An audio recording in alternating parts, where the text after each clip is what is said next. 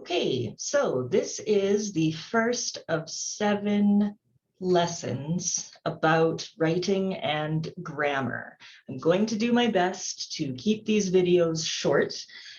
Please keep in mind that the best thing that you can do to improve your writing and your grammar is to produce a lot of work.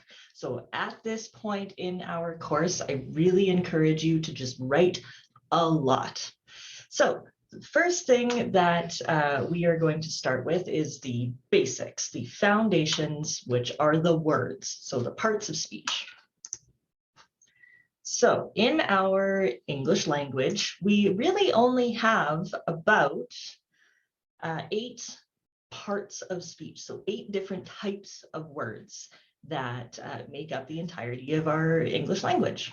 So you've heard of all of these before, and I'm sure for most of you, this is easy review and not a problem. But I think it's a really important thing to sort of take a step back and see what do we know before we can start to really develop. So we've got our nouns, that's our person, place, or thing, that's our table and our pen and teacher and Canada and love, and all those kinds of things. Now the pronouns, those are the things that replace a noun, right? So I, you, we, they, he, she, it, or the subjective, my, your, our, their, his, her. We've got the objective, mine, yours, ours, theirs.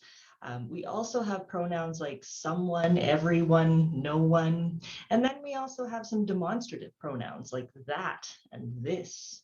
So anything that can replace a noun, right, is a pronoun. We've got verbs. So those are our actions, right? Jump, swim, sing, love. Right? Sometimes words can be verbs or nouns.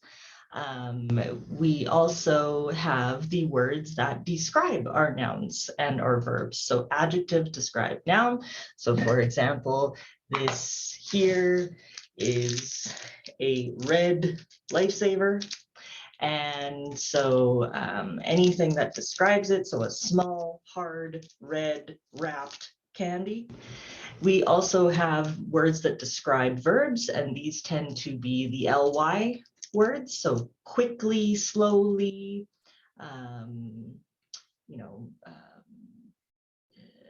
hesitantly, as I try and think of another one. They don't always have to end in ly, right? So the snow fell, well, constantly. I mean, yeah, a lot of them are ly, but not all of them. Anything that describes how an action is being performed is the adverb. Conjunctions. So one of the things that you've probably learned in the past is fanboys. So those words like for, and, nor, but, or, yet, so. Also words like because, although, however, therefore, furthermore, things like that. Anything that sort of joins two ideas together with a sentence. Now, conjunctions are going to be important as we move on to sentence structure, particularly with those pesky commas. So please make a point of keeping conjunctions in mind. Prepositions are the position of something. That's how I like to remember that one, preposition. So it is the position of something in time or space. So on the desk, under the bed, in the fridge, before class, during Christmas, okay? Any of those kind of things that tell us where or when something is. And then the last one that we have are interjections. So those are those kind of utterances that we still spell, they are still words, but they're those kind of to get our attention, right? So things like ow or hey or shit, all of those things are interjections. So now that you know the names of them, which is not so important as how to use them.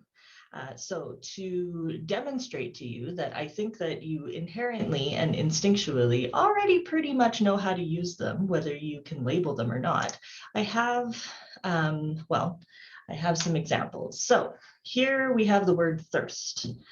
And if we take a look at this first one, I have a thirst for knowledge.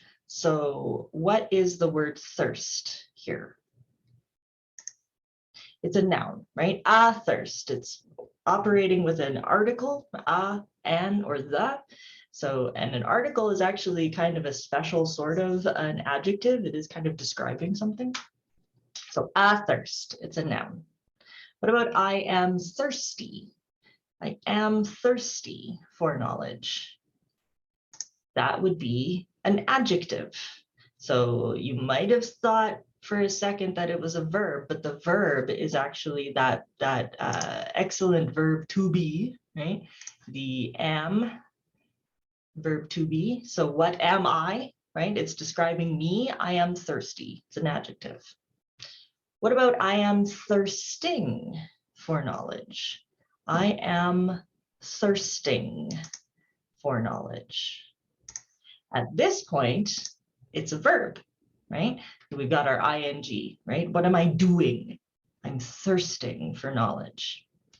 What about I am thrusting for knowledge?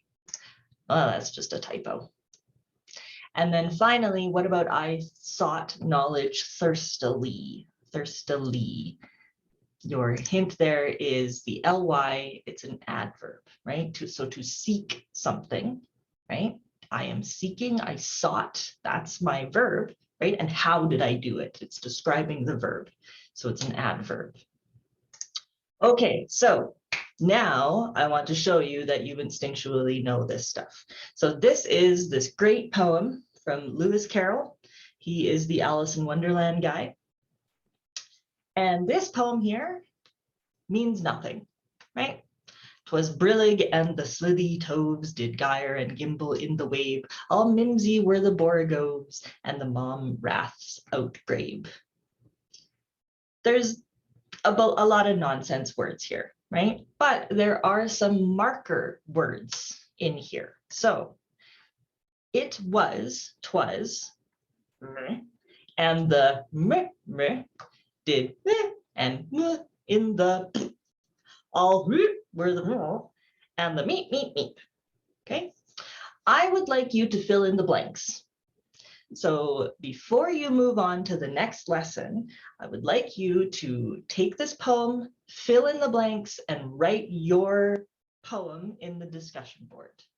I want you to be able to read other people's and other people's to read yours and me to be able to read everyone's. Okay, so that is your first task for this lesson.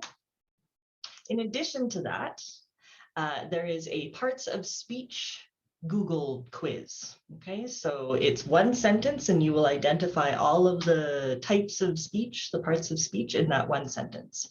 And I would like you to enter your name so that I can see who's doing what, but you're welcome to do that quiz as many times as you like. All right, so once you are finished those tasks, then you can move on to the sentence clauses lesson 2. All right, thank you very much.